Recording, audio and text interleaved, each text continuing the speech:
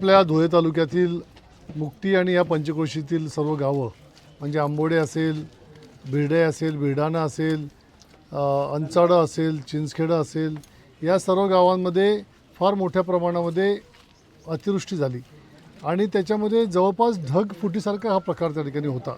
प्रचंड मोठ्या प्रमाणामध्ये सकाळी 5-5:30 वाजता जेव्हा पाऊस सुरू झाला तो दुपारी 12पर्यंत या पावसाने थैमान त्या ठिकाणी घातलं होतं आणि त्यामुळे नदी नाले हे प्रचंड दुथडी होऊन भरून वाहत होते।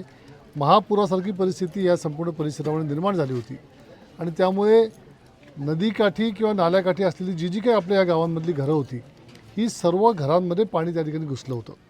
जवळपास गुडघ्याच्या वरपर्यंत पाणी हे घरांमध्ये त्या ठिकाणी बघायला मिळालं आणि फार मोठं नुकसान हे घरांचं, वस्तूंचं, शेतीचं आणि ज्या ज्या ठिकाणी दुकानदार होते त्या दुकानांमधल्या मालाचं फार मोठं। नंदाळ्यामध्ये पंचनामे चालू आहेत, त्या ठिकाणी मुक्तीमध्ये पंचनामे चालू आहेत, अंचाडे, चिंचखेडे, बिर्डाणा या ठिकाणी पंचनाम्यांचं काम चालू आहे।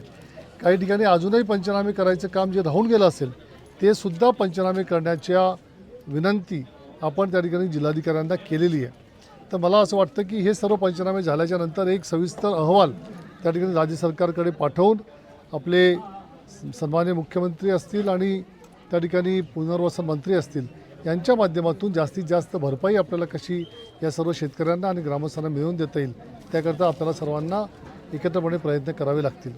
आज